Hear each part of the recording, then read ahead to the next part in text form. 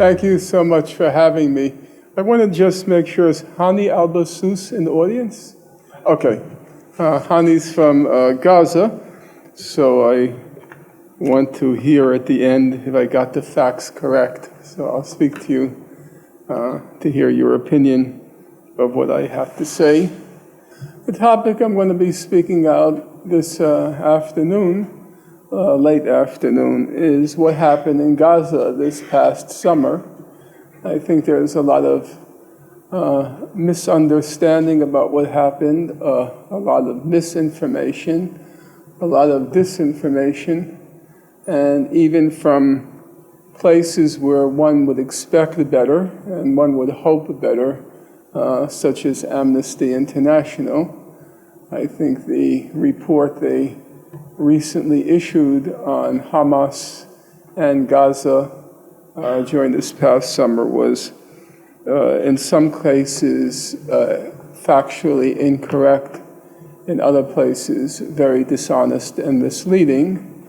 And for me, that's a very troubling development, because in general, I do rely on the mainstream human rights organizations to get an accurate picture of what's going on in that part of the world.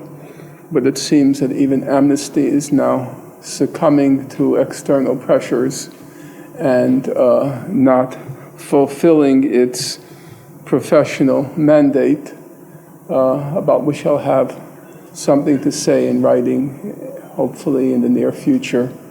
But there seems to be, as I say, a lot of mythology surrounding what happened in Gaza. And also, it's rapidly being forgotten. The prior major Israeli assault on Gaza, namely Operation Cast Lead, from December 27th, 2008 to January 17th, 2009, what Amnesty then called correctly the 22 days of death and destruction. That had a much longer shelf life than Operation Protective Edge this past summer. And that also is a troubling development, because it suggests that a large part of the international community is becoming inured to these periodic Israeli massacres and assaults in Gaza, and that paves the way for their repetition. Well, let me try to first sketch in the background, as I understand it, to what happened, and then look at some of the details which I think are important. In general, in these matters, just as a rule of thumb, I do not think that you can grasp the essence of these events unless you look closely at the details. The adage that the devil is in the details is, alas, generally the case. And unless you invest a large amount of time in trying to make sense of the details, you'll end up with a very misleading picture. In the case of what happened in Gaza, this notion of terror tunnels, which it appears everybody has internalized, was completely false on many counts. The notion of Hamas rockets was also a myth, though a pervasive one, and one which it seems that even those who claim to have a critical eye have also been repeating. To dispel those myths, it requires a lot of patience and energy. So I think I've invested the requisite amount of time, and I'll go through the details presently. First, let me begin with the background. The latest round of the Israeli assault in Gaza, and actually there have been, since 2004, there have been 6 major Israeli assaults on Gaza. leaving aside the three that most of you are familiar with, namely Operation Cast Lead in 2008-9, Operation Pillar of Defense in November 2012, and an Operation Protective Edge this past summer. There was also Operation Hot Winter, Operation Summer Rain, Operation Days of Penitence. Gaza has been subjected to these merciless periodic assaults on if not an annual, still you can say a regular basis for the past 10 years.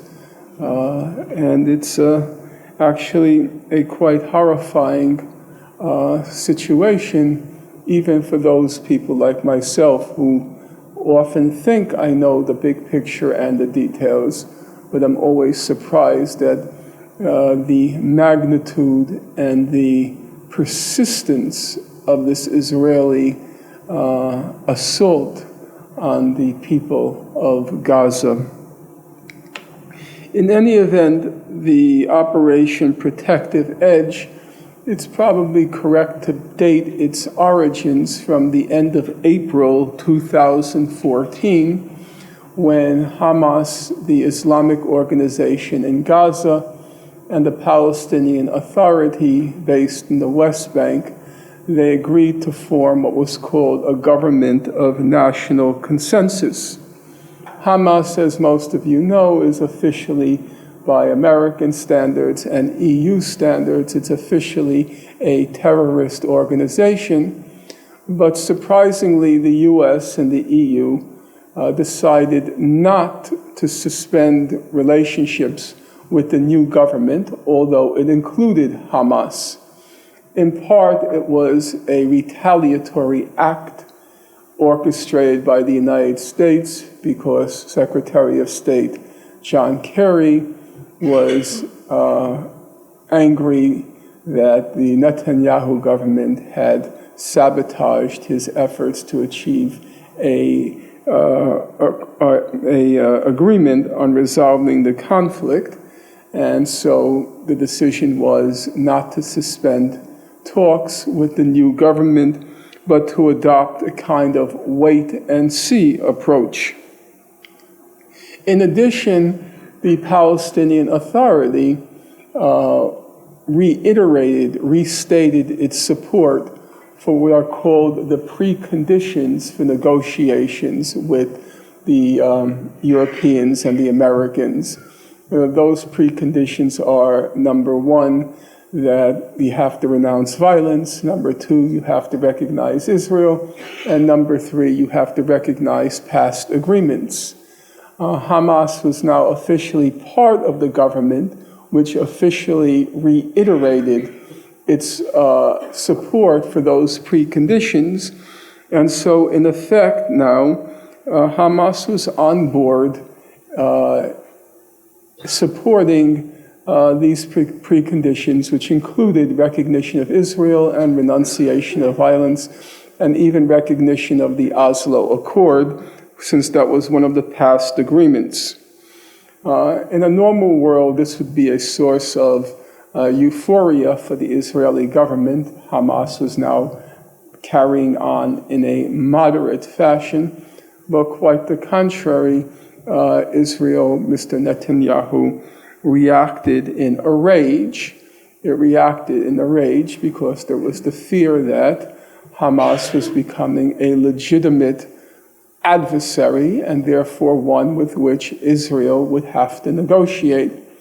And there is nothing that Israel dreads more than the prospect of having legitimate adversaries with which it has to negotiate, because then it no longer has a pretext or an excuse to avoid what will be the inevitable demand made on Israel, namely to withdraw to the June 1967 border.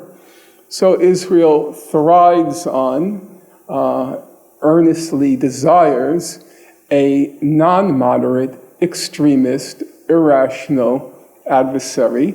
And so when Hamas was appearing to be rational, moderate, and not extremist, Israel reacted in a rage.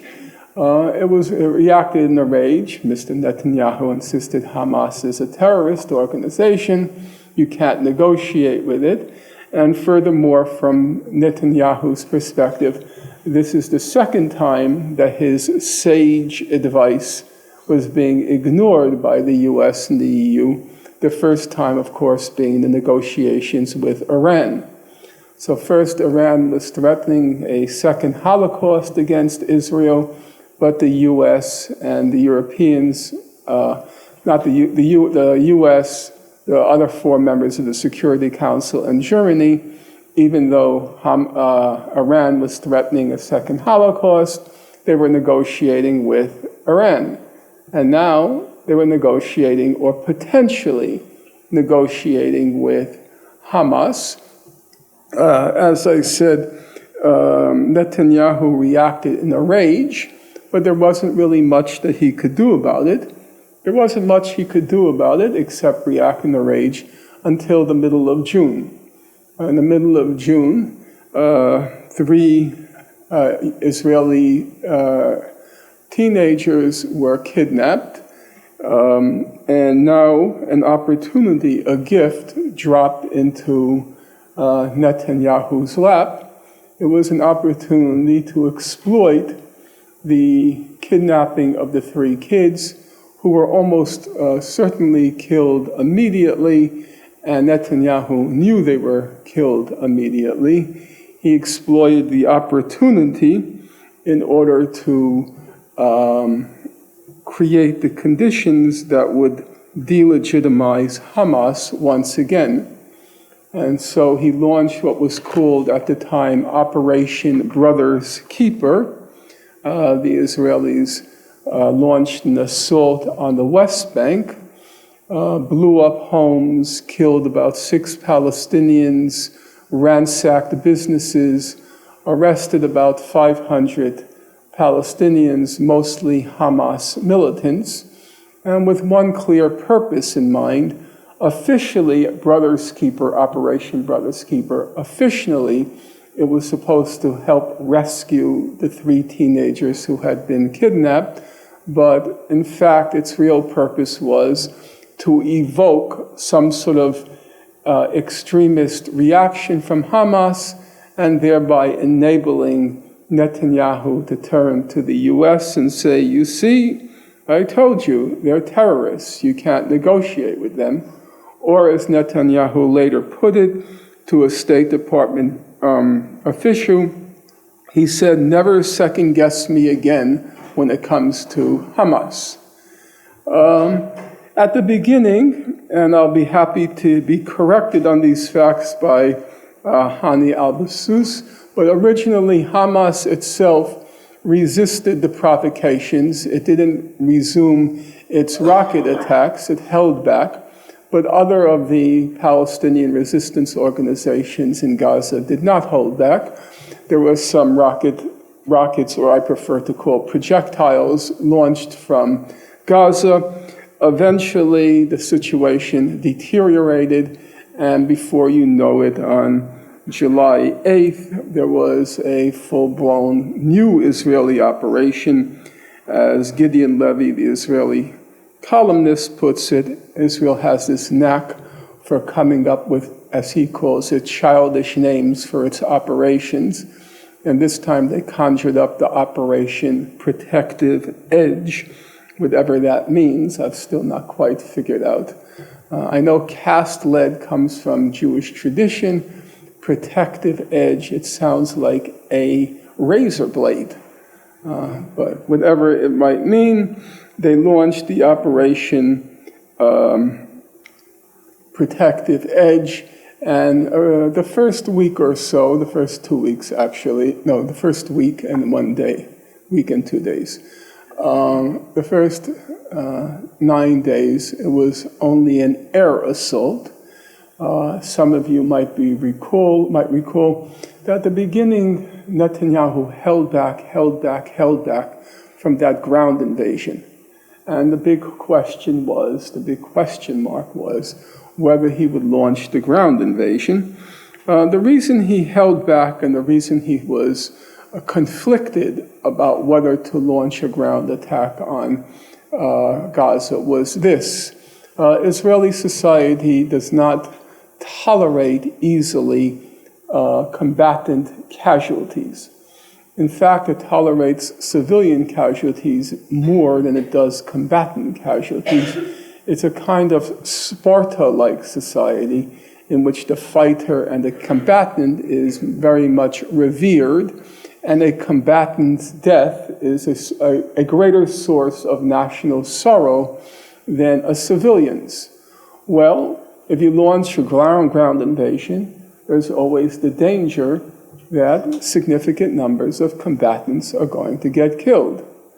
How do you avoid that danger? Well, you don't have to be General MacArthur or Napoleon to figure it out. The way you avoid large numbers of combatant deaths is, as you enter, you blow up everything in sight. You blow up everything to the left of you, everything to the right of you, and everything in front of you. If you destroy everything in sight, the likelihood of combatant casualties is drastically reduced. And that's exactly what happened during Operation Cast Lead in 2008-9. We have the orders that were given to the troops, the IDF, the Israeli Defense Force, as it entered Gaza. And the orders basically were, if you see anything move, just blow the whole thing away. If there's a building in front of you, you're not sure if there's anyone inside, just blow it away. And it was a quite successful strategy in Operation Cast Lead. Israel killed 1,400 Palestinians, of whom about 1,200 were civilians. On the Israeli side, there were 13 Israelis killed. Of those 13, 10 were combatants, and of the 10 combatants, 4 of the 10 were killed by friendly fire, meaning Israelis accidentally killed others in the fog of war. So the bottom line is there were only six Israeli combatants killed in Operation Cast Lead. Why? Because Hamas could never even get near the Israelis. Everything within sight was just blown away.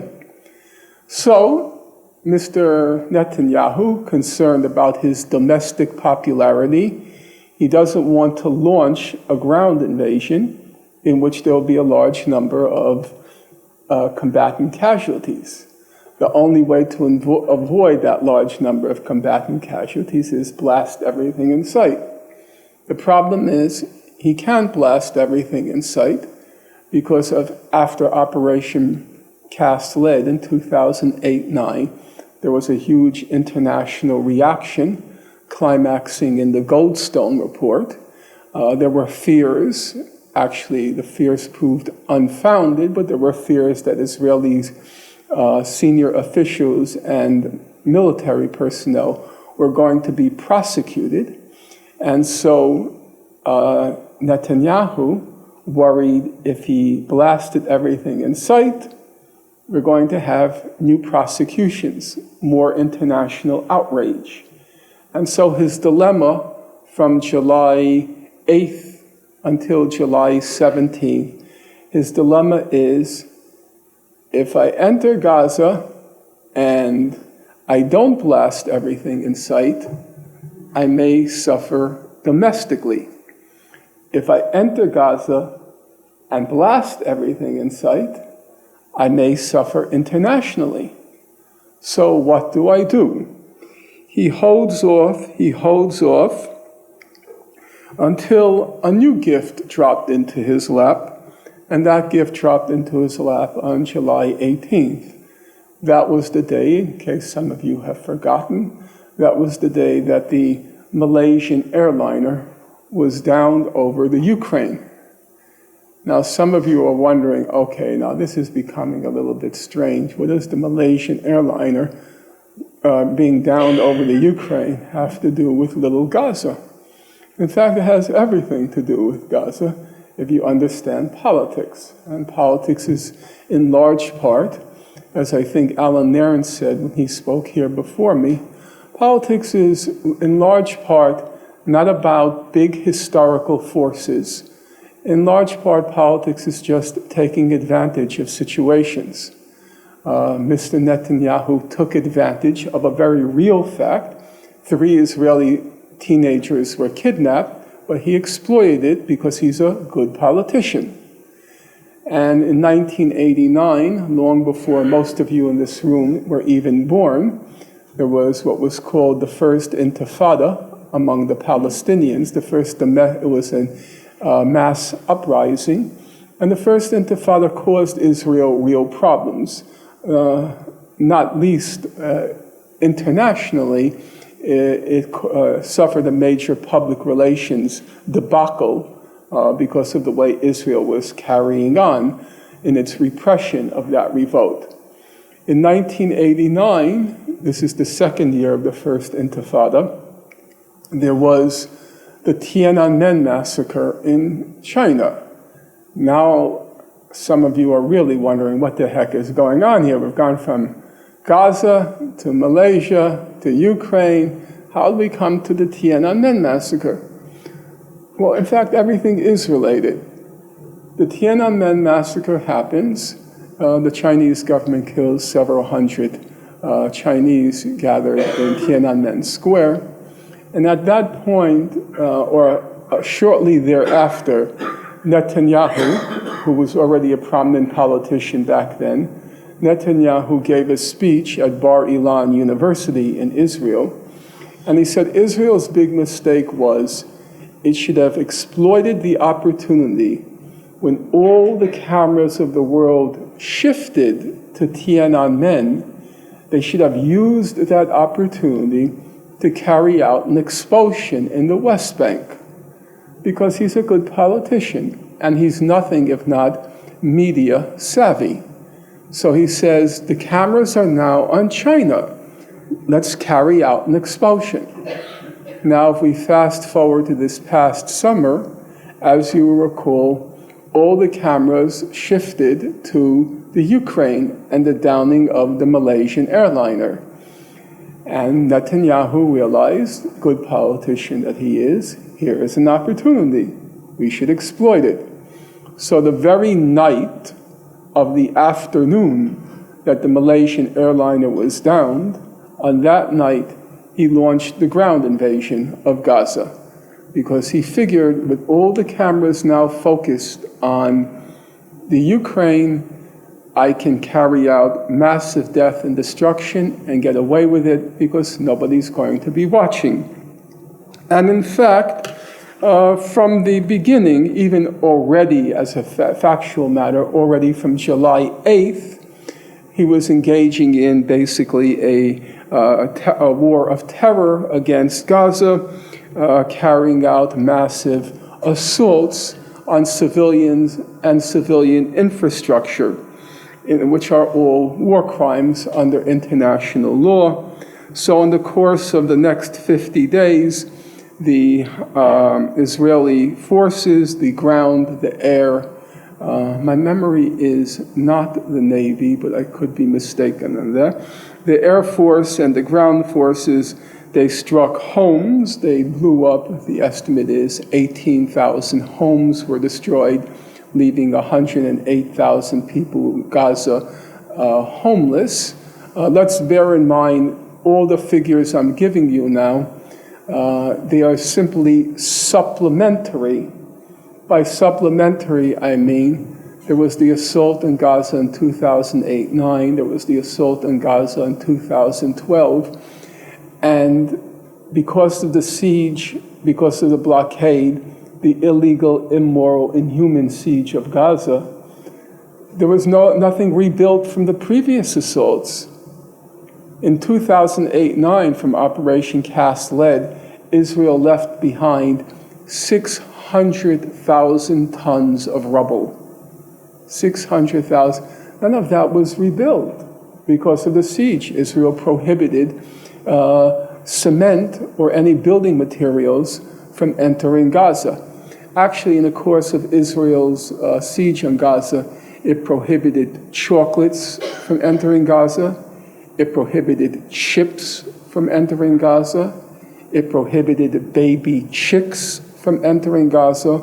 for the obvious reason that these are all potentially exploitable by terrorists.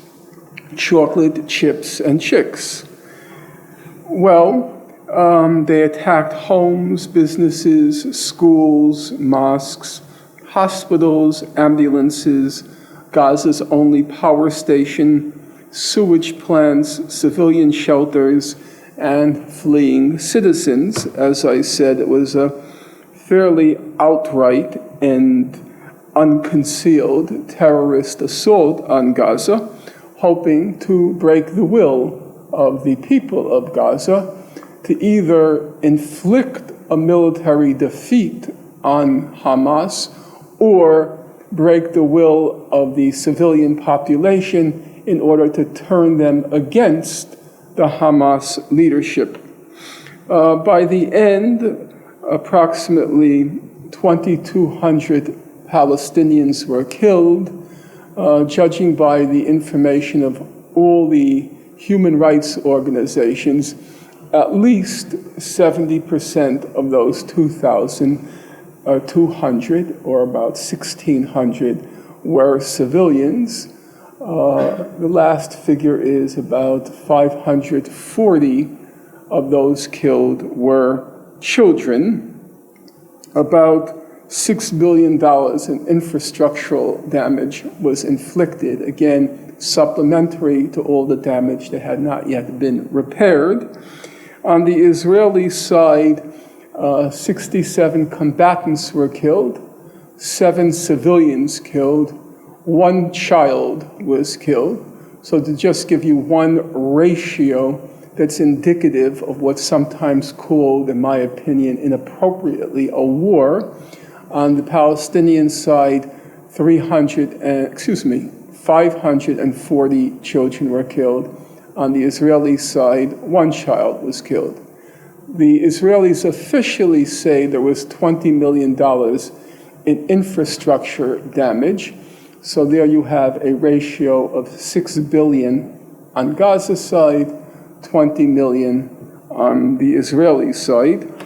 The head of the International Committee of the Red Cross, who, as you can imagine, is familiar enough with war zones, he said at the end, "I've never seen such massive destruction ever before. I've never seen such massive destruction ever before." The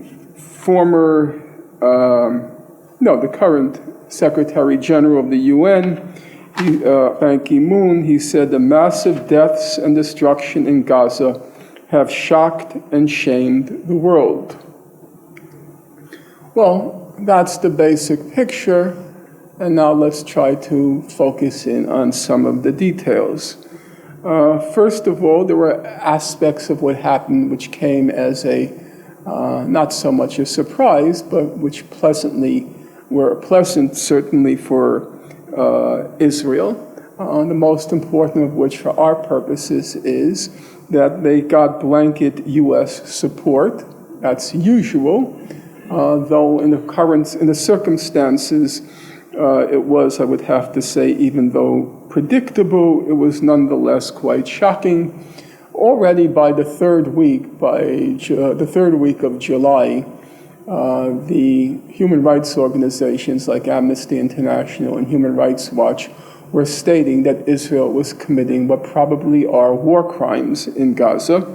That didn't deter President Obama or his administration day in and day out at their daily or near daily press conferences when they were asked about what's happening in Gaza. The standard refrain was, Israel has the right to self-defense. Israel has the right to self-defense, which was in fact a green light enabling Israel to continue its commission of war crimes, because what it was doing in Gaza was not self-defense, it was committing indiscriminate assaults on civilians and civilian population. Those are war crimes under international law. It ought never to be forgotten that Mr. Obama, who in his last year of office is desperately trying to leave behind a legacy which, in his opinion, will befit his stature as a progressive person. The first 7 years of his administration were a grandiose zero, eminently forgettable, and now he's trying to rehabilitate himself for history, or at least for his memoir. He was the enabler-in-chief of the assault on Gaza. If it happened because of the support he got from the White House, and when it ceased, as we'll see in a moment, it was because the United States called off the assault. As to why Obama carried on in such a shameful fashion, my suspicion is, since he apparently is a man not totally lacking in heart, he wasn't pleased with what was going on, but the Israel lobby fairly quickly and efficiently mobilized wall-to-wall support in Congress. The Senate passed a resolution, if my memory is, it was unanimous, supporting the murderous assault on Gaza. And in order to defy Congress, it would have required a certain amount of backbone, a certain amount of spine, an area in which President Obama suffers from a significant deficit. And so it's not surprising that he not so much caved into the pressure, but didn't attempt at all to defy it. Still, it has to be said that even if he did face those sorts of pressures emanating from Congress and elsewhere, nothing compelled him day in and day out to keep saying Israel has the right to self-defense. I'm from New York City, and we recently elected, actually not a bad guy, Bill de Blasio. He bills himself as a progressive.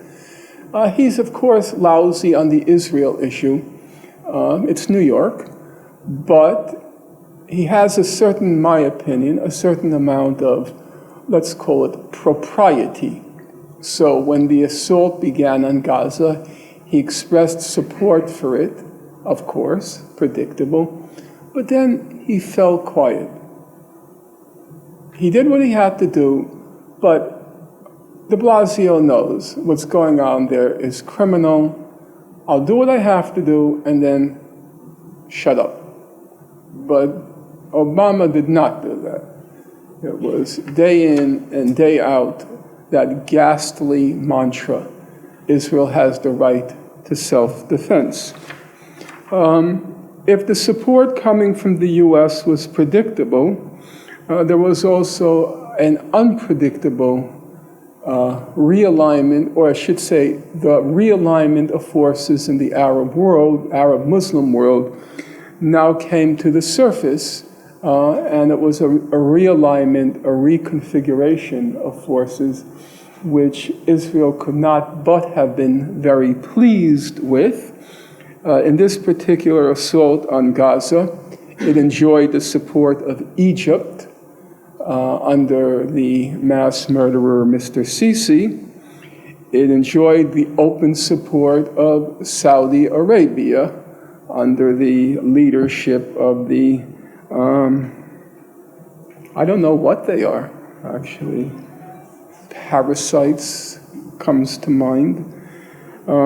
Egypt was now aligned with Israel. Saudi Arabia was now aligned with Israel. Most of the Gulf states were aligned with Israel. And even the Arab League met only once during the Israeli assault on Gaza. And during its one meeting, it effectively aligned itself with Israel. So at the level of states, the Palestinians were now, even in the Arab world, they were significantly isolated. At the popular level, well, if you're from Yemen, and I know there was one student in my class this afternoon who was from Yemen, if you're from Iraq, if you're from Syria, if you're from many countries in the Arab world now, you have higher priorities than Palestine.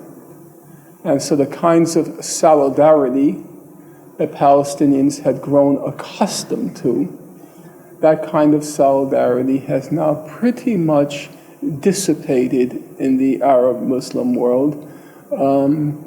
The Palestine issue has been significantly demoted on the international agenda.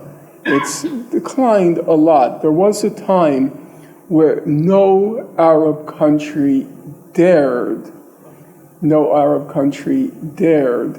openly to attack the Palestinians or the Palestinian organizations.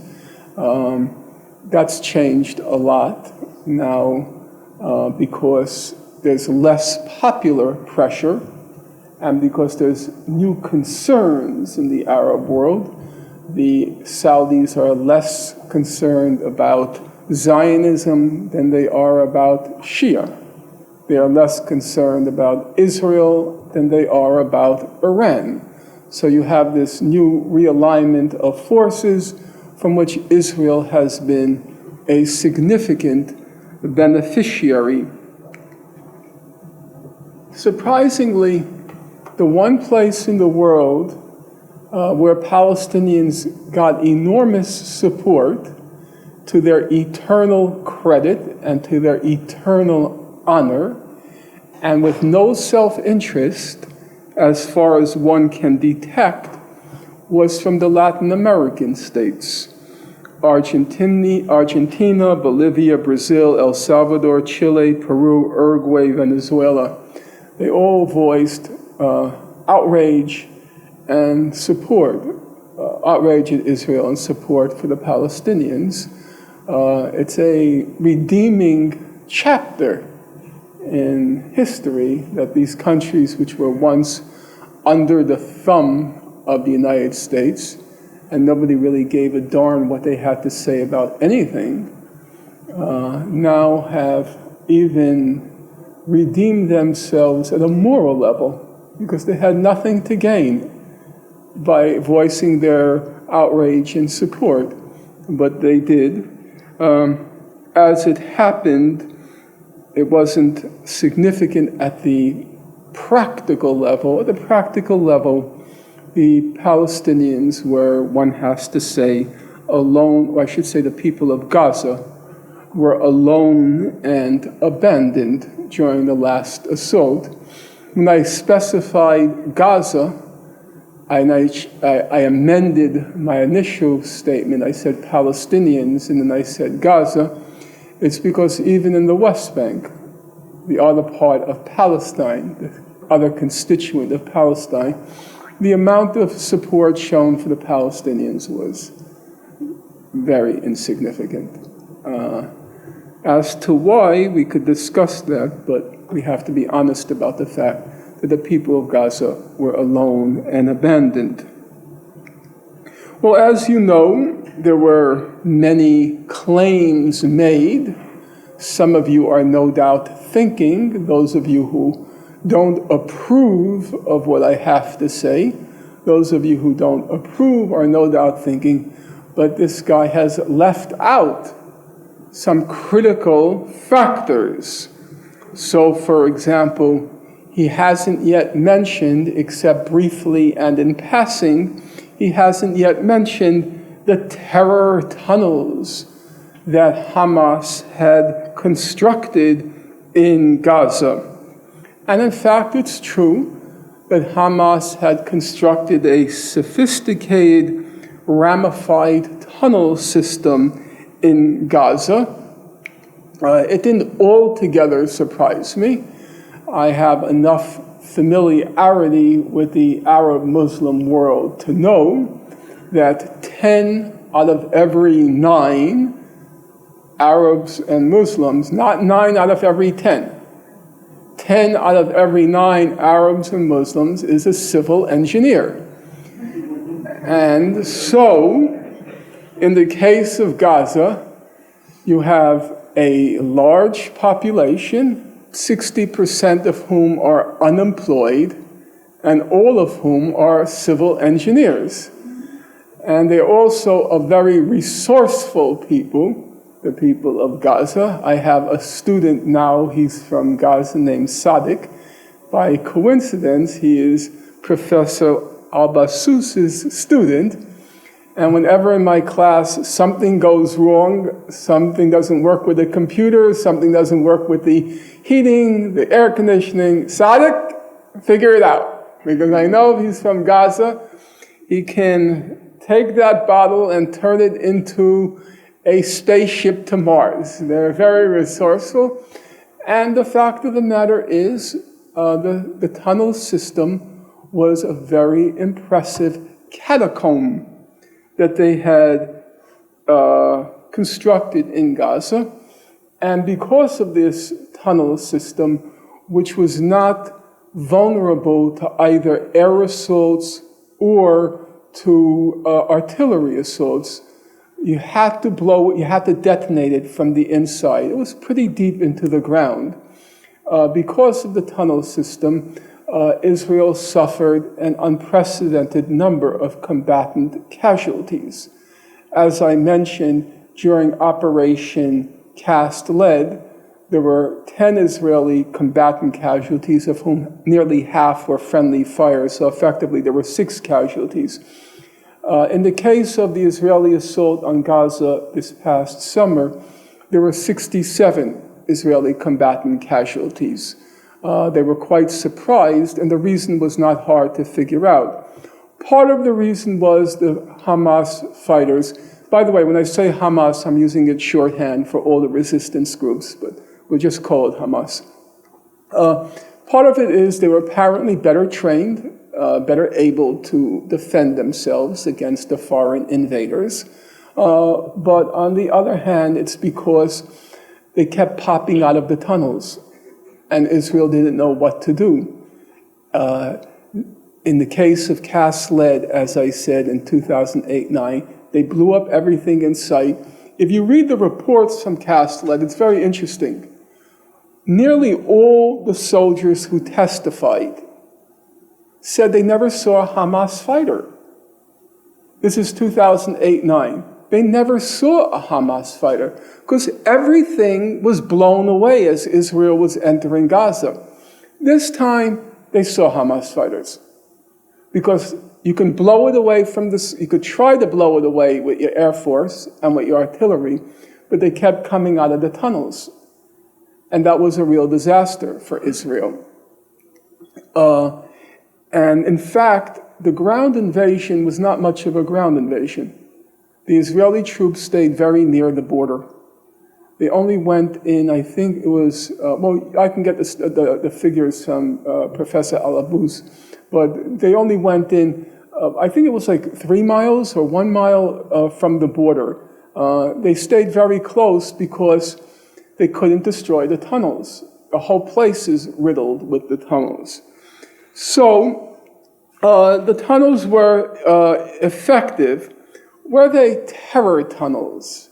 And did Israel go into Gaza to destroy these terror tunnels? The Israeli claim was these tunnels were built under the border going from Gaza into southern Israel, and they were designed, intended to inflict massive deaths on Israeli civilians in the south of Israel. What are the facts? The facts are Israel officially claims to have blown up 32 tunnels. Of those 32 tunnels, only 12 went into Israel. 32 tunnels they blew up, 12 went into Israel. Were the tunnels designed to launch terror attacks on civilians? It's hard to say from the evidence, except to say that there were many crossings into Israel, and each and every case they tangled with soldiers. They apparently targeted not Israeli civilians, but Israeli combatants. If you read the Israeli chronology, if you would like, go to the Ministry of Foreign Affairs. It has a website on Operation Protective Edge, and then it has what's called Daily Diary. And the diary lists everything that happened on each day. And yes, there were Palestinian fighters emerging from the tunnels, but they didn't attack Israeli civilians. They had targeted Israeli combatants. Now, you might say they didn't have any opportunities to attack civilians. I can't judge that. I'm just telling you, as a factual matter, yes, they did enter Israel, but in each case, it was combatants, Israeli combatants, that they apparently targeted. Now, the argument is Israel went into Gaza because there were these terror tunnels which had to be destroyed. That on its face is plainly nonsense. Why do I say that? There were 1,000 tunnels that went from Gaza into Egypt. Remember, Gaza has been under a siege. For the past 7 years, it's been functioning in what's called a tunnel economy. Goods coming in through these tunnels connecting Gaza with the Sinai. When Sisi, the current dictator of Egypt, came to power, the first thing he did was he sealed 90% of those 1,000 tunnels. Now here's the point. Did he go into Gaza to seal those tunnels? Did he have to bomb mosques and hospitals and schools to seal the tunnels? He sealed them from the Egyptian Sinai side of the border. Why didn't Israel do that? Why couldn't it have done exactly what Egypt did? Now, more recently, Egypt claimed other infiltrators were entering the Sinai from Gaza and killing Egyptian soldiers. So, Sisi wanted to seal every last tunnel. Now, I don't like what he did. He forced many Egyptians in the thousands to leave that zone. He then built a moat, filled it with water, flooded all the tunnels. Why couldn't Israel do that? If the problem was these terror tunnels running under the border from Gaza to Israel, why didn't Israel just build a moat and fill it with water and flood the tunnels? Why did it have to invade Gaza? And the reason is perfectly obvious why they didn't do that. Because the issue for Israel has not been the terror tunnels entering Israel. That's not their fear. There were 12. They were found. That wasn't the problem.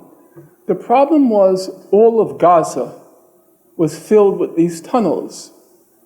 And Israel declares for itself the right, every few years, as it says, to go into Gaza and, using its expression, to mow the lawn in Gaza. But when it mows the lawn in Gaza every few years, it wants to be able to do it cost-free. No combatants are supposed to get killed. So the purpose of the mission was not to destroy the tunnels in Israel. It was to destroy the tunnels in Gaza, which made an Israeli ground assault very difficult and very costly. That was the goal, because if it were Israel, all they had to do was build the moat. Can anyone here possibly believe that the people of Gaza, as creative as they are, as innovative as they are, as committed as they are, can anyone here possibly believe that the people of Gaza using the most primitive, simple utensils, could dig deeper into the ground than Israeli earth-moving equipment? Israel couldn't dig a moat deeper than the tunnels entering and thereby flood the tunnels? Is that really credible? Of course they had that option, but their concern was not the tunnels going into Israel. Their concern was destroying the tunnels throughout Gaza, which acted as an impediment to Israel's periodic mowings of the lawn in Gaza. However, I would want to add that even if you made the argument, for argument's sake, they wanted to prevent the tunnels or to block the tunnels that were entering Israel. Did they have that right? Everybody in the international community seems to think so, that Israel has the right to rid Gaza of the tunnels which are entering Israel. Everyone assumes that's their right.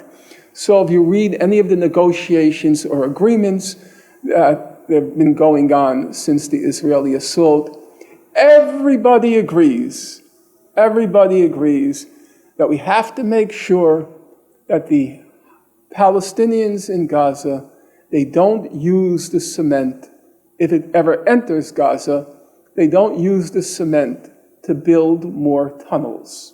They shouldn't be allowed. Why? Why shouldn't they be allowed to build tunnels? Israel, at its whim and will, it sends troops into Gaza.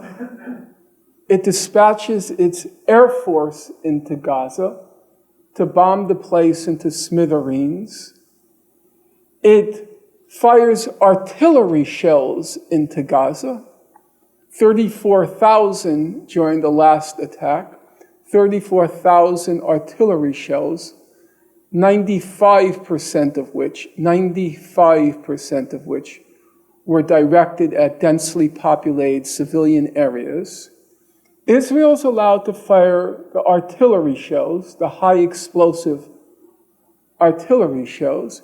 Israel, at its will and whim, is allowed to send its air force into Gaza. Israel, at its will and whim, has the right to send its army into Gaza, but the Palestinians have no right to build tunnels which enter Israel. Does that sound right? Is that the laws of war? Israel, at its will and whim, can violate the border going this way, but Gaza has no right to violate the border going the other way. You decide for yourself. Before the terror tunnels made the headlines, of course, there was this issue of Hamas rockets, these Hamas rocket attacks. In fact, there were no Hamas rocket attacks on Israel. If by rockets you mean a serious military implement or device, let's look at the numbers to see whether there were rocket attacks on Israel. First of all, we're told that if these, let's start from the beginning. There were, in the last Israeli assault, there were 6 civilians killed and approximately $20 million in property damage. That's the official Israeli figure. Now, according to Israel, 4,800 rockets and mortar shells were fired into Israel. 4,800 rocket and mortar shells. So obviously, the first thing that strikes the lucid mind, the rational mind, is there seems to be a profound discrepancy between the magnitude of the armaments deployed by Hamas, 4,800 rockets and mortar shells, and the damage inflicted, 6 civilian casualties, $20 million in property damage. So how do you explain that discrepancy? Well, as all of you know, the answer that's constantly said is Iron Dome, Israel's anti-missile defense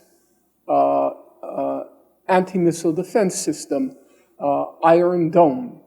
And they say there's this huge discrepancy between the number of rockets fired, the number of mortar shells fired, and the relatively minimal damage inflicted. It's because of Iron Dome. Well, let's backtrack for a minute. Let's go back a few years when there was no Iron Dome. So, in 2008-9, Operation Cast Lead, there was no Iron Dome. Israel fired approximately 900 rockets and mortar shells. What was the damage done? 3 civilians killed, approximately $15 million in property damage. 3 civilians, $15 million in property damage. But that was before Iron Dome. How could 900 rockets cause so little property damage? Now you have the situation of Iron Dome. Okay, let's accept the Israeli figures. In fact, they're totally false, but we're going to accept them for a moment. Israel says that Iron Dome deflected 90% of the rockets from Gaza that it targeted. That is to say, there were 815 rockets fired at areas where Iron Dome was working. Of those 815 rockets, 735, they say, were deflected by Iron Dome. Because Iron Dome wasn't operative everywhere. It was operative mostly in the densely populated civilian areas of Israel. So they say 815 rockets were fired at these densely populated areas.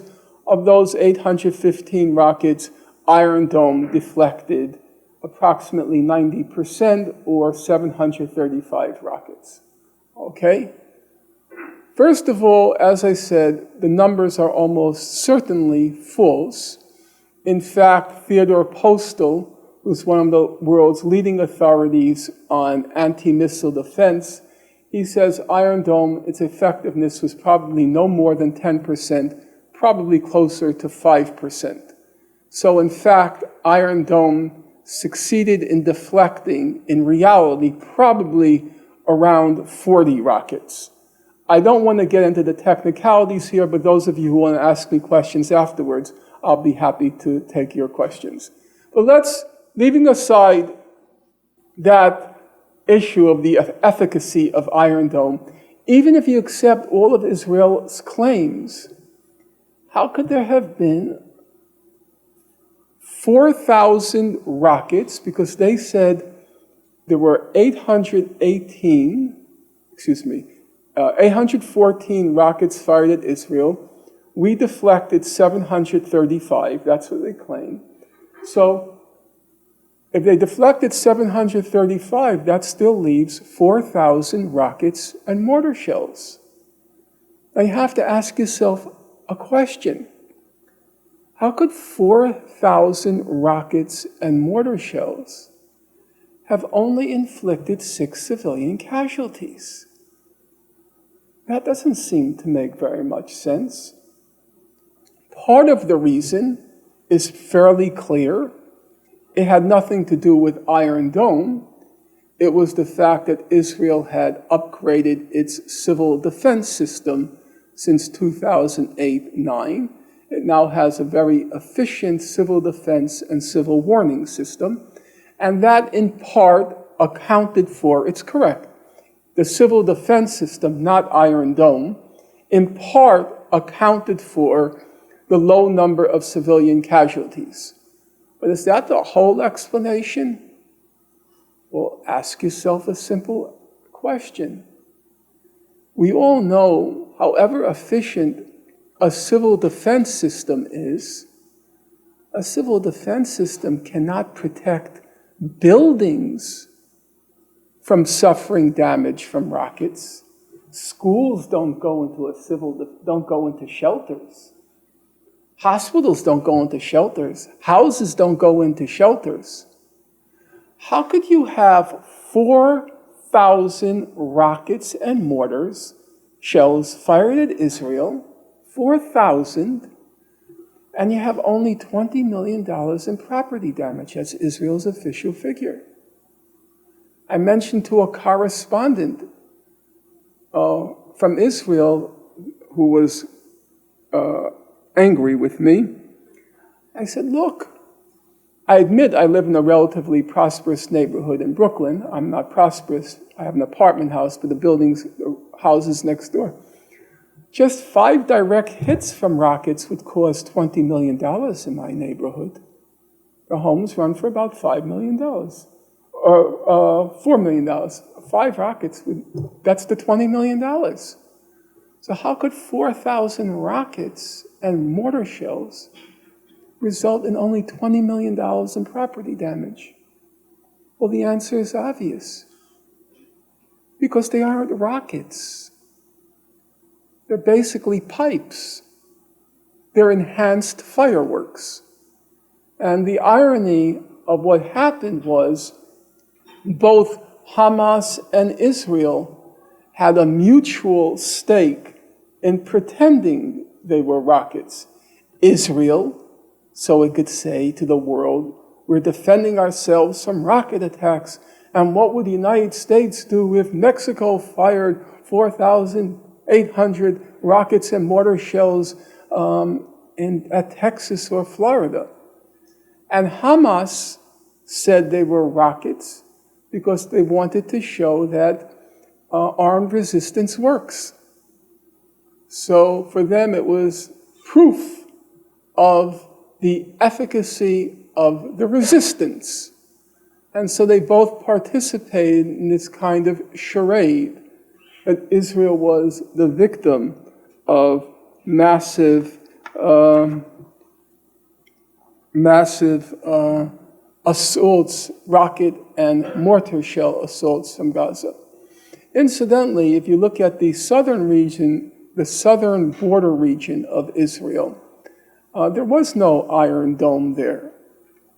And it's interesting to see what happened where there was no Iron Dome. In fact, we know exactly what happened. At least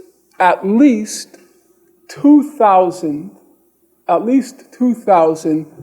the Hamas rockets, were fired in the south, and maybe as many as 4,000, which would mean between 40 and 80% of the Hamas rockets were fired in the southern region of Israel where there's no Iron Dome. At least 40%, maybe as high as 80%. There's no Iron Dome. Do you know how many Israelis were killed? It's an interesting fact. 1. Only 1 was killed by a rocket. There were 4 other Israelis killed in the south. They were killed by mortar shells. This claim about Iron Dome is just completely nonsense. Where there's no Iron Dome, there were still no significant Israeli casualties. There was 1 civilian who was killed in the south by a rocket. And the other 4 Israeli civilians in the south were killed by mortar shells.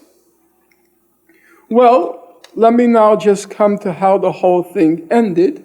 It's not without interest how it ended, because it tells you again something about politics. As most of you know, as the Israeli assault progressed, it got progressively more insane in its recklessness of the Israeli assault. As some of you might recall, in the last week, Israel started to target the high-rise apartment buildings in Gaza without even, by the end, there wasn't even a pretense that they were targeting military sites. It was an out-and-out terror war. They wanted to get as much as they could in the last days. And it was almost as if you were watching a computer game. You watch one high-rise, 16 floors, collapses, another high-rise, 8 floors, collapses, third. They just lined them up and shot them down, blew them down, imploded them. How did it end? Well, it's interesting how it ended. Israel was, at the end, starting to target the UN facilities where Palestinian children and women were taking shelter. And the UN facilities were mostly UNRWA, United Nations Relief and Works Agency, the main relief organization in Gaza, attacking UNRWA schools where were now converted into shelters. They attacked one, they attacked two, they attacked three, and now the pressure starts building up in the United Nations. These are UN facilities. You're not supposed to do that. You can do that to the people of Gaza, that's okay. But you don't do it to UN facilities. And so the pressure starts building up in the UN. Ban Ki-moon, you comatose puppet of the United States, why aren't you doing anything? And he stays silent until finally the 6th or 7th school, after the 6th or 7th school was attacked, Ban Ki-moon finally said something. He called it Israel's assault a moral outrage and a criminal act. And now Obama had a problem. That was on August 3rd, when Ban Ki-moon finally spoke up. Like Christ risen from the dead, he suddenly discovered he had a voice, and he denounced the atrocity. And now Obama, the US administration, was isolated in the world. Even their comatose puppet was denouncing Israel. And so on the same day, the US State Department, August 3rd, said it was appalled by this disgraceful act, the assault on that 7th UN shelter. And on that same day, Ban Ki-moon is out. He's jumped off the sinking ship. The US is now isolated. It denounces the act. And the same day, Mr. Netanyahu announces the war is over, the ground invasion is over. That was August 3rd. And then the period of negotiations opened up. Unfortunately for the Palestinians, a new gift dropped into Netanyahu's lap, and that was the ISIS beheading of the US reporter.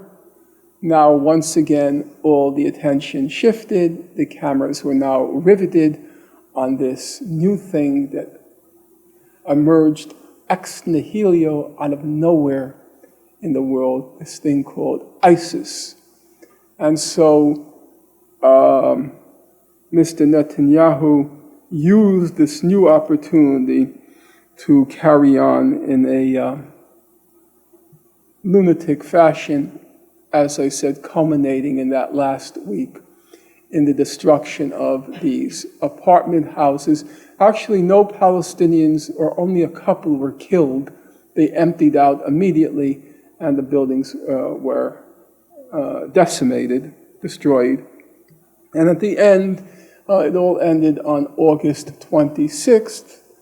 And the last thing is to just give up a balance sheet. You can say that neither side could claim a political victory. Israel's goal was to delegitimize Hamas and inflict a military defeat. In fact, up until the very end, Hamas was still firing the mortars and firing the projectiles. So Netanyahu couldn't claim a military victory. And politically, at the very end, in a kind of irony that only students of politics can appreciate, as you recall, Netanyahu launched this assault because of his fury that the US and the EU were potentially negotiating with Hamas. By the end, Israel was negotiating with Hamas to end the conflict that had erupted. So it cannot be said that Israel could claim a military or political victory, but it's also true to say, in my opinion, that the Palestinians couldn't claim a political victory or a military victory either. The military claims of Hamas, though in no way to diminish the heroism and the resistance of the people of Gaza, which really is very impressive. They have this kind of indomitable will, which only recalls in my own mind and my own lifetime that indomitable will of the people of Vietnam, who, for reasons which I don't think anyone can possibly explain, managed to endure and resist the murderous US assault on Vietnam, which left, estimates are, about 3 million Vietnamese dead. The people of Gaza have that same indomitable will, and I don't want to in any way diminish what they have every right to be proud of, their refusal to bend the knee to the Israelis. But you have to be honest, there was not a significant military victory inflicted by Hamas. That's just far-fetched, in my opinion. Politically, the people of Gaza and their leadership have always made the same demand. The demand has been consistent for the past 7 years. Lift that murderous, inhuman, immoral, illegal siege of Gaza. And after each round, if you look at the agreements after 2008-9, Operation Cast Lead, after Pillar of Defense in 2012, and after the latest round, Protective Edge, each time it was promised that the siege would be lifted, and each time the siege was not lifted. And so the primary, and you might say primordial, demand of the people of Gaza and the leadership of Gaza has never been achieved. The strategy is not working. Now, there's no question in my mind that the people of Gaza have the right. This is not a moral question, it's a legal question. Under international law, a people struggling for self-determination have the right to use armed force in order to achieve their self-determination. The people of Gaza have that right. About that, there is, in my opinion, no dispute if you look at the actual law on the topic. But there's a difference between what you have a right to do legally and what's politically wise to do. You can have a right, it doesn't mean politically that's the smartest strategy. And in my opinion, which I'm not imposing on anyone, I'm simply stating, I do not believe the strategy of armed resistance is a wise strategy. I don't think that's the way to force Israel to end its occupation. But having said that, they had the right, and in my opinion, whatever these human rights organizations say about Hamas's illegal use of what they call indiscriminate weapons, namely the rockets and the mortar shells, they claim, the human rights organizations, under international law, it's illegal to use weapons that can't discriminate between civilians and combatants. Because Hamas rockets do not have a guidance system, it is said they can't target civilians because they don't have a guidance system, and therefore they are indiscriminate weapons and they are illegal. They also say the mortar shells are illegal because the mortar shells, when they're fired in civilian areas, they can't discriminate between civilians and combatants. They're not precise enough. So the opinion of international human rights organizations across the board is Hamas is committing war crimes by using these indiscriminate weapons. I'm not going to go into all the details on that, but let's, for argument's sake, agree the weapons are indiscriminate. The weapons also are, if we're honest, they're basically symbolic. They don't inflict any real damage. They're basically symbolic. Do Palestinians have the right to use effectively symbolic weapons in order to lift that murderous, inhuman, illegal, immoral siege of Gaza? A siege such that 95% of the water in Gaza is unfit for human consumption. If you were a parent and you had children and you knew that each time you gave them water, you were poisoning them because the water is unfit for human consumption, 95% of it. And you're telling me that the people of Gaza have no right to do anything in the face of a 7-year murderous siege?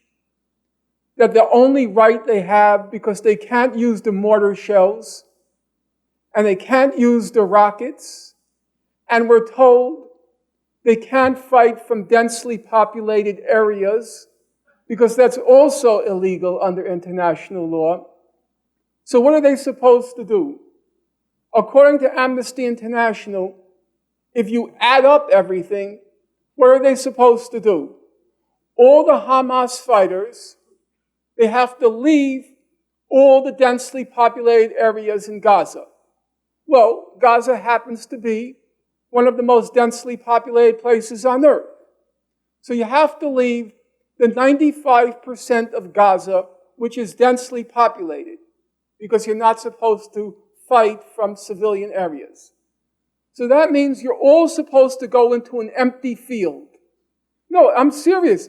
Amnesty International actually says there's an area of Gaza where you can fight from because there are no people there. No, they do. So all the Hamas fighters, they're supposed to go to an empty field. And then they can't fire the rockets. They're illegal. They can't fire the mortar shells. They're illegal. So what are they supposed to do? If you read Amnesty International, they should all line up like ducks and wait to be shot down. That's the only thing Palestinians have the right to do. They have the right to die. They can die slowly or they can die quickly. They can die in a protracted fashion or they can die immediately. That's their choices. They have real options.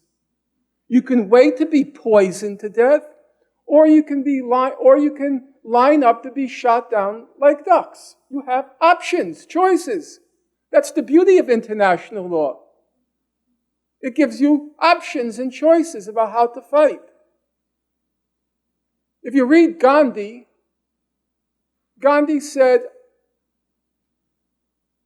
if a woman is being raped and resisting the rapist, she starts scratching the rapist and pummeling the rapist. Gandhi says, yes, it's true, that's violence, he says, but I don't consider it violence. He says, when a victim of a rape victim is scratching and pummeling the rapist, he says, that's just the rape victim trying to find the moral courage to die with dignity. Gandhi said in 1939, when the Nazis invaded Poland, they had their Luftwaffe, their Air Force, they had their Wehrmacht, their army. Poland had 6 or 7 tanks, 4 or 5 artillery shells. They used their tanks. They used their artillery shells. But Gandhi said, I don't consider that violence. He says, when you have this huge disproportion in the capacity to inflict violence between the rapist and the rape victim, between the Nazi war machine and Poland, he says, when you have this huge discrepancy, he says, okay, technically it might be violence, but I don't consider it violence. For me, he said, it's just the victim trying to find the inner resources to die with dignity. And I have I have little doubt that if Gandhi were witness to what's being done to those hapless, God-forsaken people of Gaza, he would say, you know what? They have the right to fire those rockets, and I don't care what Human Rights Watch, Amnesty International, and all those other human rights organizations sitting in their offices in New York City say. And I'm with Gandhi. Bye-bye.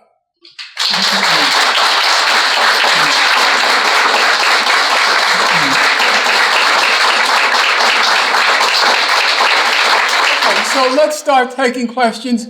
And my principle is I always take questions from dissenters first, because people were very polite and respectful in listening to me, even though I'm sure some people were deeply offended. And so if you show that respect to me, I'll show you the respect of letting you speak first. So if you have a dissenting question, raise your hand. Good. I may be incorrect, but my understanding is you characterize the projectile, and I believe you are more accurate than not on the nature of most of the projectile. But I believe there were some projectiles which were not manufactured in Gaza, but were smuggled or imported or brought into Gaza from sophisticated ordnance manufacturers in other nations, and some of these were used. And I think that slightly changes the terror and fear factor on the other side, because I believe you don't always know if what is being fired at you is a mortar or a bomb projectile or a more sophisticated missile. Right, there's no doubt that Israelis were fearful. I'm just talking about what was the magnitude of the real attack that they suffered, not how they experienced it, which is something very different. On the question of did they have sophisticated rockets and missiles mixed in, let's again look at the facts. In 2012, there was what was called Operation Pillar of Defense. It was the first time Hamas rockets, what are called rockets, reached Jerusalem and Tel Aviv. The Israelis, when they were asked about them, I'm quoting now, they said they were types, basically. Namely, in order to reach that distance, they had to take off the explosive because they're so primitive. So in order to get to Tel Aviv and Jerusalem, They get a good PR victory, Hamas. We fired rockets that reached Tel Aviv and Jerusalem. But the only way they can get those rockets to Tel Aviv and Jerusalem was to remove the explosive warhead. So it turned out to be pipes.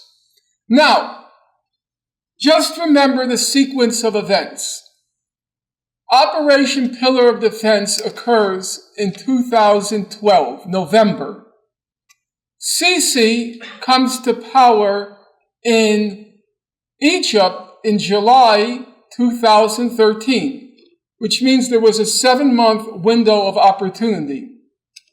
The first thing Sisi does when he comes into power is to seal the tunnels going from Gaza into Egypt. Approximately 90% were sealed. Whatever rockets, they say the Iranian rockets, whatever rockets they had, they used during Pillar of Defense.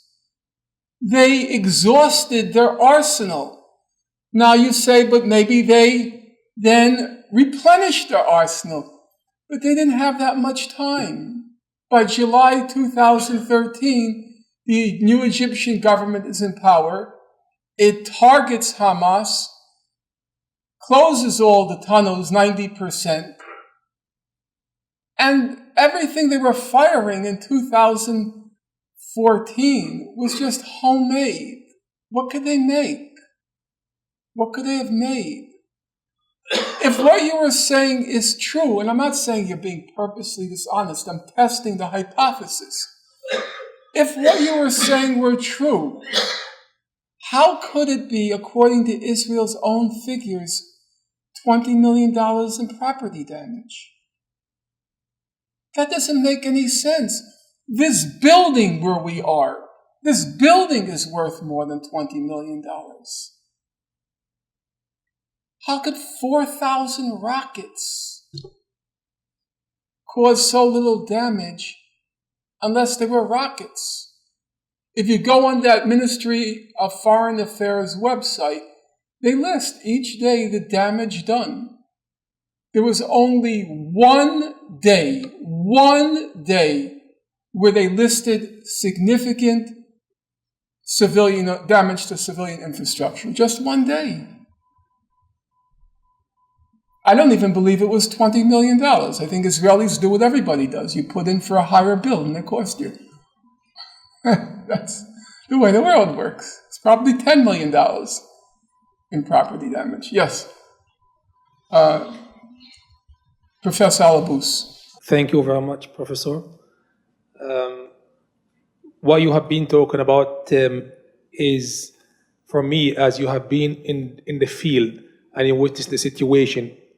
Just for clarity's sake, Professor Alabous was there during the summer, and he told me he was one of the spokespersons for the international news agencies. He's a professor of political science at the Islamic University in Gaza. Thank you. I spent the 50 days in Gaza during the war, day by day, and not watching, but witnessing the situation and highlighting it on the news. I made 350 interviews to different media outlets. I risked my life to do so, but I have to do it. Otherwise, no one would do it. I would like just to explain a few points quickly, that Gaza is one of, as you mentioned, one of the most densely places on earth. It's a small enclave. About 1.8 million Palestinians living in that small enclave, in which you don't have the basic necessities of life under the siege, which has been lasted for the past 8 years. I want to just go back and forth with you wherever I want to add, wherever something is useful to add. 1.8 million people, 60% are children, and 80% are refugees or children of refugees. Even David Cameron, the conservative prime minister of Israel, he described Gaza as a large open-air prison. David Cameron from the UK. He said Gaza is just a large open-air prison. A prison filled with more or about 1 million of those prisoners are children. I'm not going to go into details, we don't have time anyway, but I would like to say that the operation on Gaza last summer was well designed. The time was the best time for the Israeli government. The Netanyahu coalition government was the extremist government in Israel since its establishment.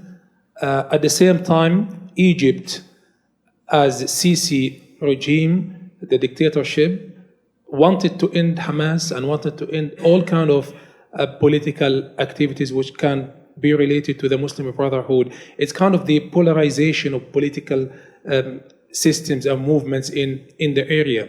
So Egypt as a political system has a hand in that situation. What ignited the war in Gaza, the incident which was in the West Bank, the kidnapping of 3 teenagers in the West Bank. The fact that I'm not in a position to stand and speak on behalf of Hamas, but the fact that Hamas has denied any kind of responsibility to this incident, and the spokesperson of Hamas said a few times that it has nothing to do with it. Later it was discovered that the kidnapping and the killing of 3 Israeli teenagers was an individual incident made by a member of Hamas, but Hamas has no responsibility towards this incident. Just to clarify that, because I forgot to mention it myself, both the Israelis and Hamas and the Israelis, they do agree on the fact that the Hamas leadership was not behind the kidnapping of the 3 kids. And both of them seem to agree that it was members of Hamas, a local cell, that took the initiative in the kidnappings and killings. Another point I would like to add here that Hamas and Palestinian factions in Gaza did not want to engage in a war because we know the consequences and the destruction in Gaza for the past 7-8 years, how much it was and how bad it was. So a few weeks before this war, we understand by the indications we have that there's something coming up. And we expected this kind of war, but we did not know it's going to be like this, devastated and destructive. So some meetings, and this is something I would have to say, even I'm not supposed to, I've seen some meetings in the Gaza Strip. Hamas, Islamic Jihad, and other Palestinian factions held meetings and said, announcing that they do not want to engage in any war because they would like to save life in Gaza. They want to protect the Palestinian society from any action could be led by Netanyahu government. But if the war started, they will engage. And the other thing, the ground assault, you mentioned the fact that the Israeli army did not want to engage in the ground invasion of the Gaza Strip. I know the fact that it's going to be difficult for them and they would lose many of their soldiers, despite the fact that Gaza is a small enclave and you have too many people. But I think most people will die in Gaza defending their homes and their lands better than facing the Israeli army walking in the street of the Gaza Strip. And that was the case. I think the Israeli army could not made it into the Gaza Strip. It was so difficult for them. But anyway, after the end of the war, we expected as Palestinians that the siege will be lifted. And I think for Hamas and for Palestinian factions and for Palestinian citizens in Gaza, the siege is causing damage to the Palestinian society more than the war. For 8 years, we are facing slow death. And this slow death is even more harsh and difficult than facing an instant death. And I know that many young people would prefer to die by Israeli tank than facing such difficult reality in life. And after the war, we have seen some young Palestinians who fled Gaza to Italy. And mostly they sank in the sea and they died because they don't want to face such slow death. But everything in Gaza, I would like to end with this, everything in Gaza now is on hold, stop, except of education. Education in Gaza is rising up, and most young people are going for education despite the difficult humanitarian situation there.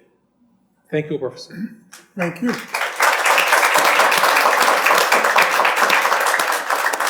Hi, my name is Pat Carmeli, and I'm with the local group Central New York Working for Just Peace in Palestine and Israel.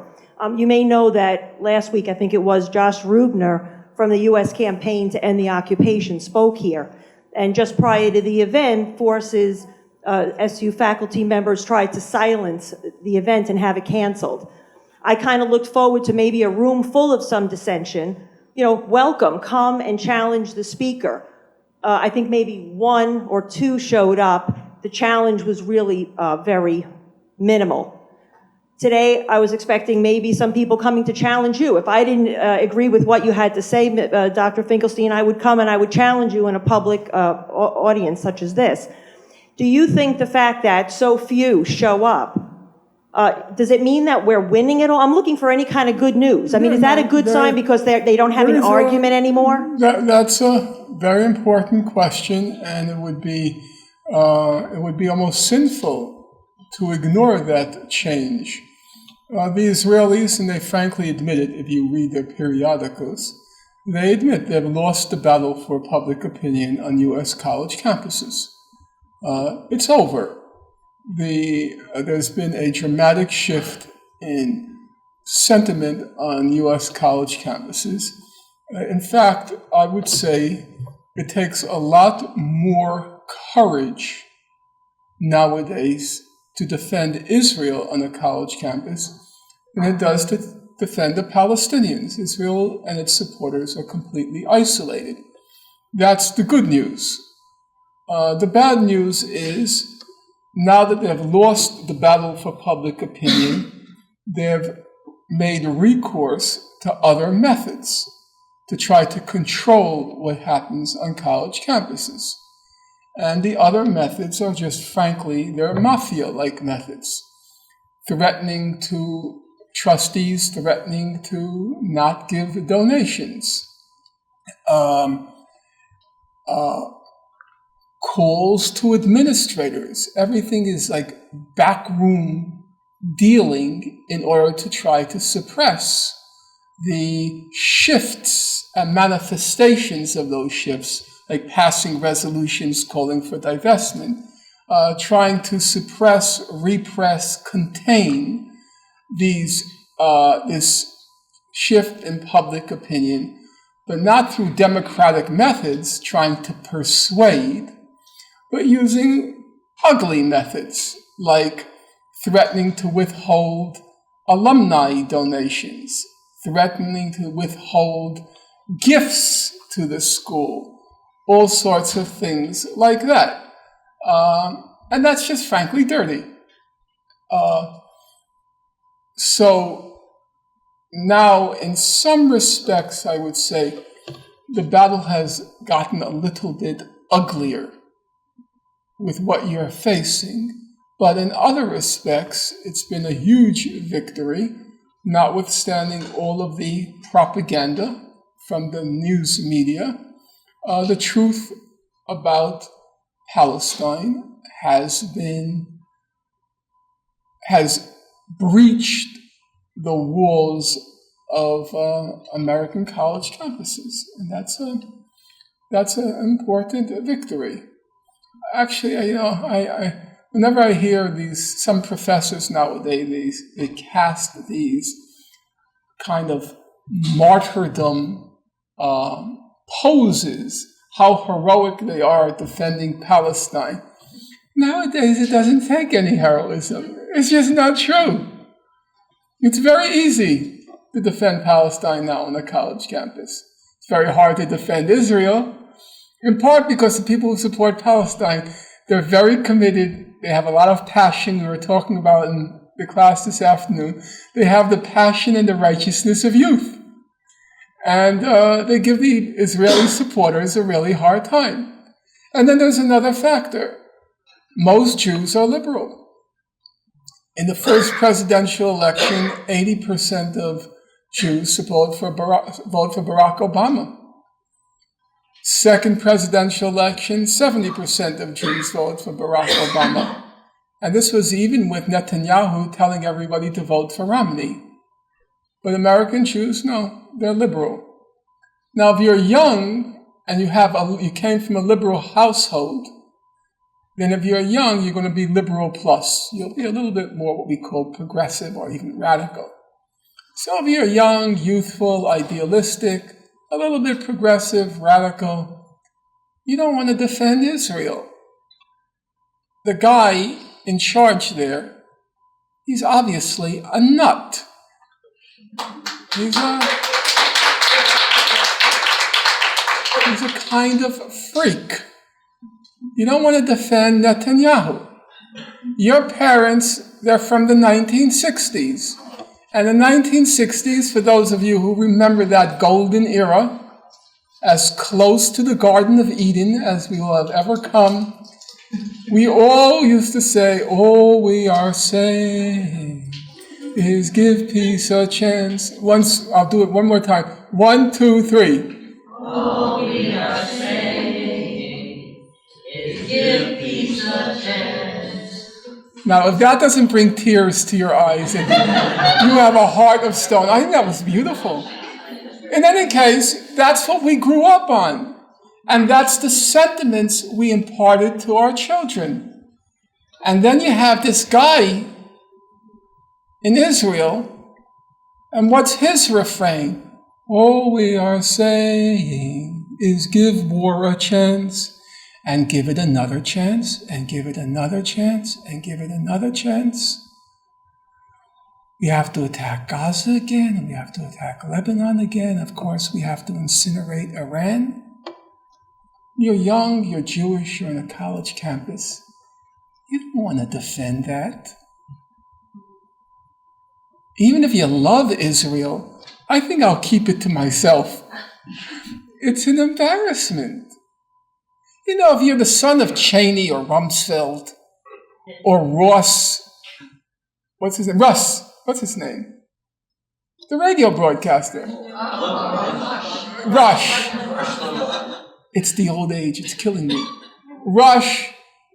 Okay, your kids, you know, they're into killing people. That's the thing. But if you're Jewish, it's not a Jewish thing. It really isn't. I know that sounds a little ethno-chauvinist, but it's not a Jewish thing to carry on that way. So it's not. So they don't want to defend it.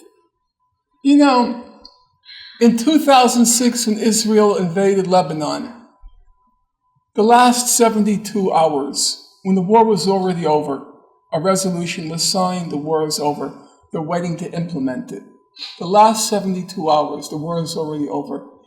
Israel dropped 4 million. Please, I'm not making an error. 4 million cluster bomblets on South Lebanon. The war is over. 4 million. It was the densest saturation with cluster bomblets in the history of the world in such a small geographic area. You're Jewish. Do you want to defend that? No. 2008-9, Operation Cast Lead. Israel drops the white phosphorus. White phosphorus reaches a temperature of 1,500 degrees Fahrenheit. 1,500 degrees Fahrenheit. As Oprah would say, try wrapping your mind around that one, especially when it's snowing in April. 1,500 degrees Fahrenheit. They dropped the white phosphorus on a school, hospital, UN warehouse, marketplace. If you're Jewish, do you want to defend that? Dropping white phosphorus on hospitals? No, that's just not a Jewish thing. And so part of the victory comes from the fact that through hard work over many years, the truth is finally, as I said, breached the walls of college campuses. And the other part of it is Jews being liberal and young Jews being liberal and idealistic. they don't want to defend that. There's a handful of thugs usually congregated at the core of the Hillels. But even the Hillels are changing. One school after another, they have this phenomenon called the Open Hillel, where the young people in the core of the pro-Israel Jewish community and college campus, one after another, they're defecting and they're saying, we have the right to invite whoever we want to speak.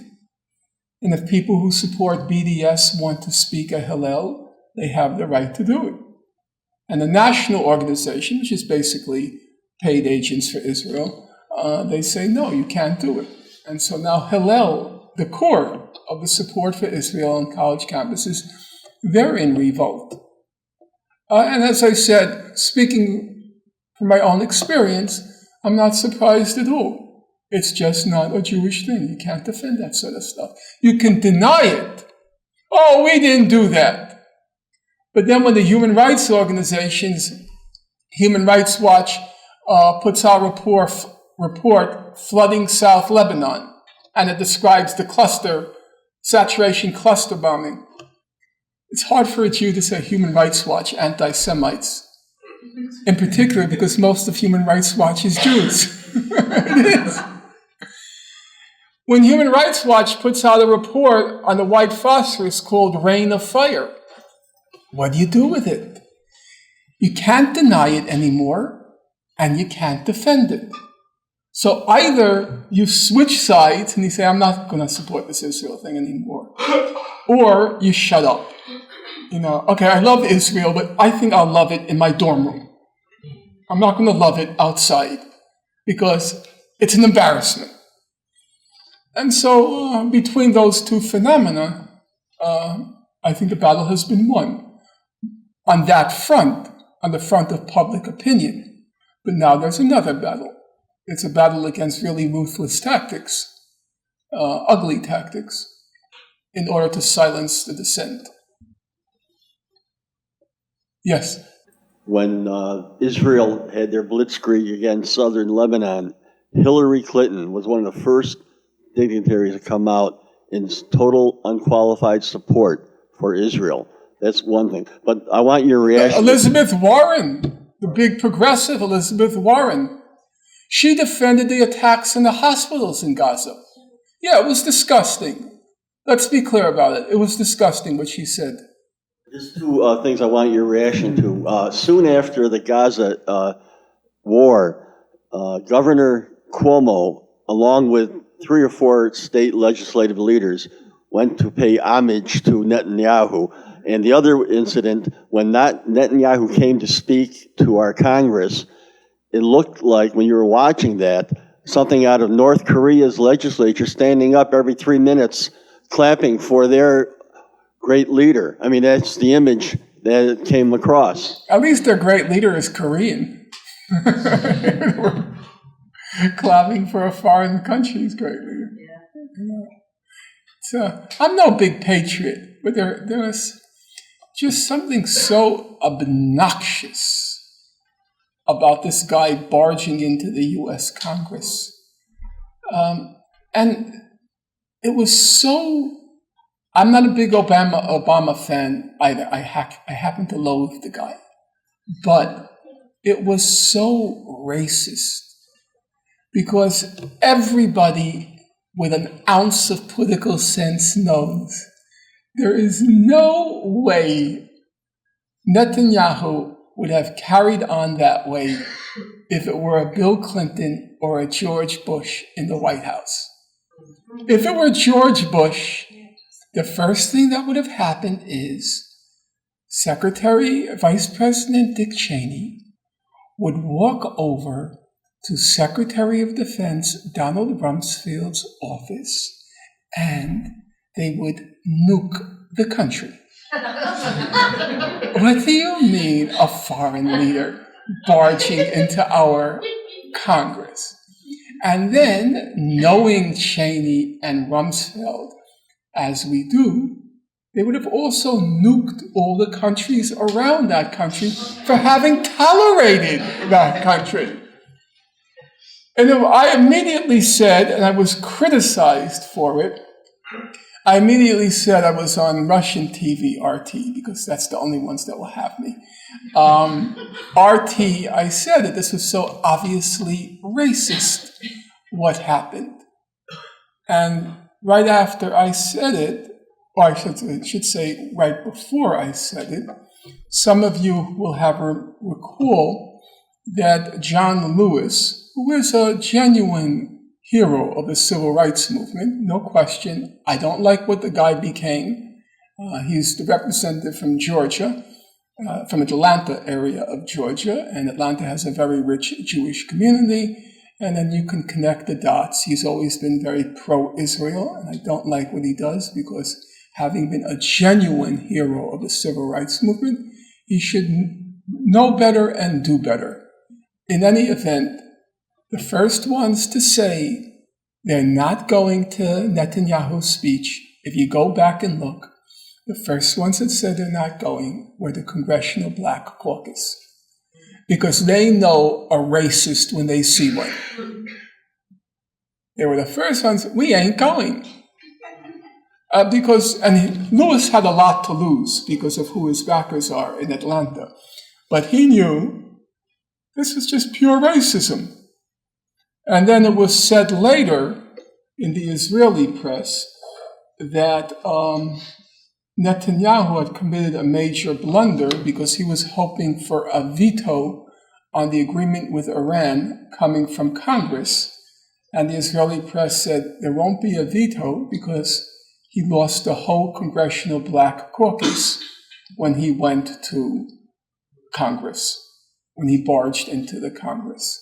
So beyond it being obnoxious, and I speak as not a patriot, but I still found it obnoxious, it was so patently racist. And I was very surprised that my white friends, they're radical leftists like myself, they didn't see it. But it was so obvious, every black person knew quite what was going on. He would never do that with a white president. It's unthinkable. You think he would go to Congress and slight Clinton? No. Ain't gonna happen. It was disgusting. Exactly what you'd expect from that country. Yes? Hello, my name is Alia Hindawi. I come from Jordan, and I am one of the fellows in the Leaders for Democracy program. One day I would like to hear your views about the stance of the Arab leaders concerning the last war on Gaza, maybe not today. But my question is that, given this stance, which is a very major development recently, what are the options for Hamas on the table, especially it being as a resistance? Well, in my opinion, you have to exploit what you have. You have to exploit your assets. From the Arab states, you're going to get very little now. That's simply a fact. But I do think the Palestinians have a huge asset which they have not exploited, and that is international public opinion. I think international public opinion has turned drastically against Israel in Europe. You take a recent poll in the UK. Remember, we're talking about the United Kingdom, the U.S.'s main ally in that part of the world. And aside from North Korea, according to the most recent public opinion poll, the least liked country by the British is Israel. That's a fact. Now, I think that's unfair to North Korea, but we'll leave that aside. There's a huge reservoir of support if the Palestinians were to coordinate and synchronize their mass nonviolent civil resistance with the international solidarity movement. I think there are possibilities that they can affect public opinion, affect even opinion at the level of a state. Because most of the European states at this point, with the possible exception of Germany under the lunatic Angela Merkel, who still thinks it's World War II and she's a commando about to attack Hitler's bunker. Aside from Merkel, most of the European states have wearied of this Israel-Palestine conflict. It just goes on and on and on and on, and they keep paying the bills and paying the bills. Each time Israel destroys, the Europeans are expected to come in and pay the bills to rebuild. The Europeans are sick of this conflict. They would like it to end, and they would like it to end on the terms of international law, which aren't bad, in my opinion.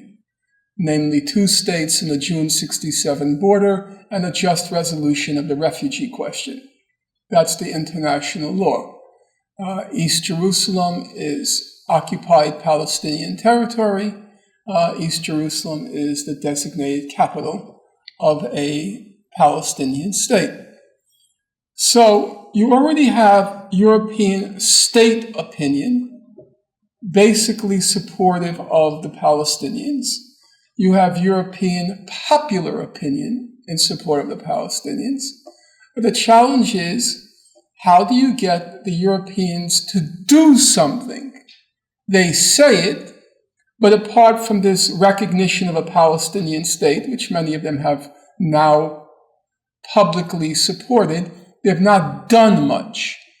And the way you get people who sympathize with you to actually act, that's the great challenge of politics. Challenge of politics is not to get people to see something is wrong. If you read Gandhi, and I have, and I don't mean I watched the movie, Gandhi's collected works come to 110 volumes.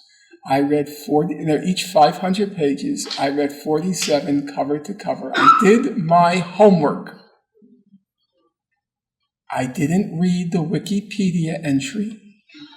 I didn't read the tweet version of Gandhi's collected works. I went back to the source. And what Gandhi says is the main challenge of politics is not to get people to see something is wrong, because most people do know there are 1,000 things wrong with this world.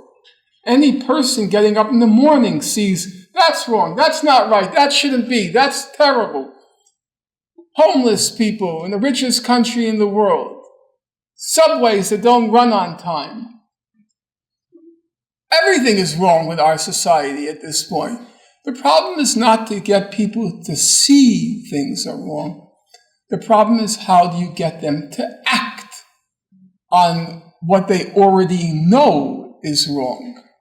And Gandhi's view was, and I think he was quite perceptive, he says what gets people to act is when they see people suffer for a just cause. Now that might sound pretty crude and cruel, but that's the way human beings are. When you see somebody getting beaten or killed in the name of a just cause, that's what gets others to act. I see somebody shaking his head, he doesn't seem to agree, but as somebody who passed through the civil rights movement, what mobilized white support in the North for the civil rights movement? What did it? It was seeing scenes of kids getting their heads beaten when they tried to get a meal at a Woolworth's lunch counter. It was watching kids being hosed when they were trying to desegregate. It was watching kids have dogs, German shepherds, sicked on them.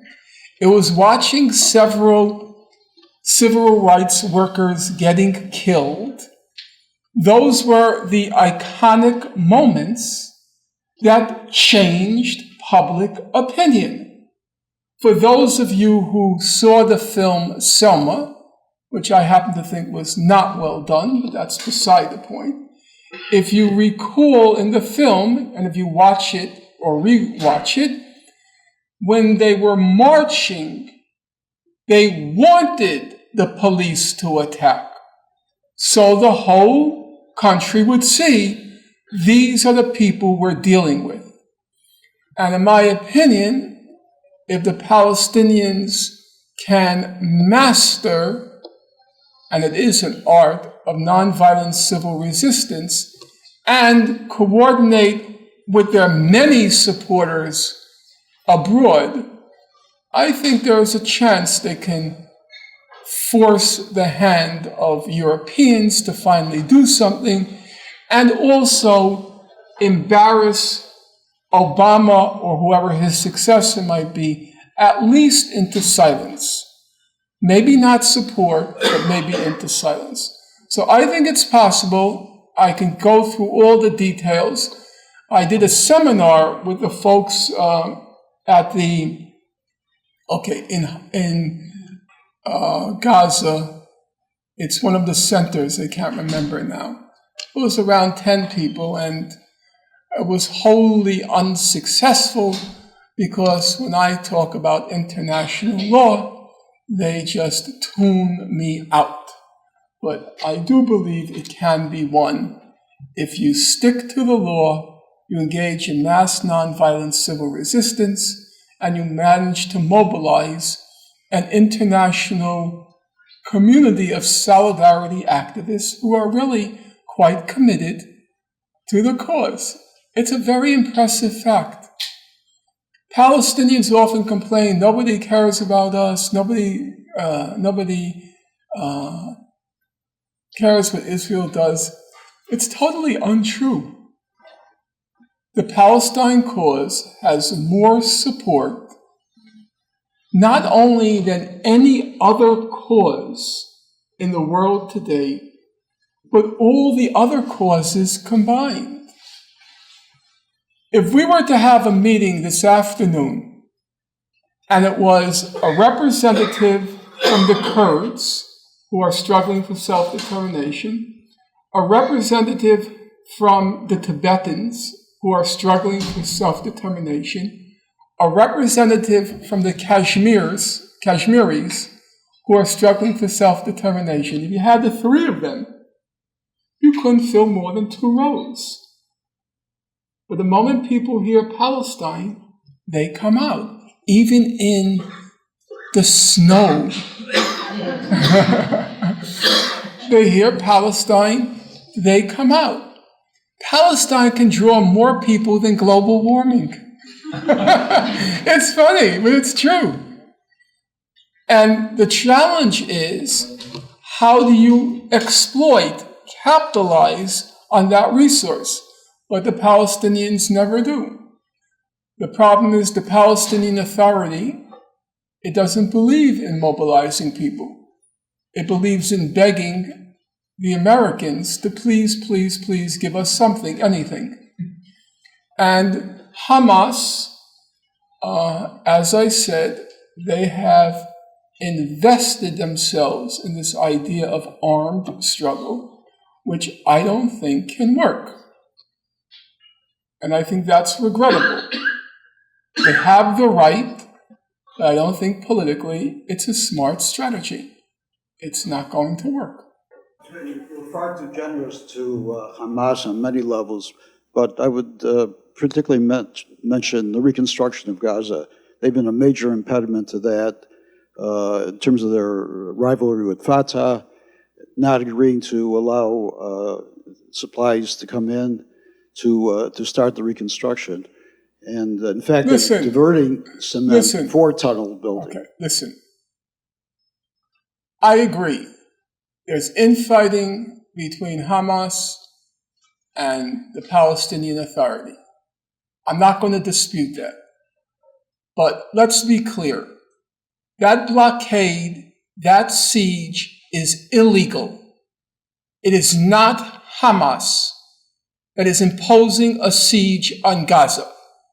It is not even Abbas, the Palestinian Authority, who's imposing the siege. I'll agree, he probably likes the siege.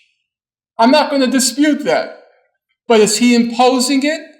There is one party to the conflict that's imposing an illegal, immoral, inhuman siege on the people of Gaza, and that is Israel. Full stop.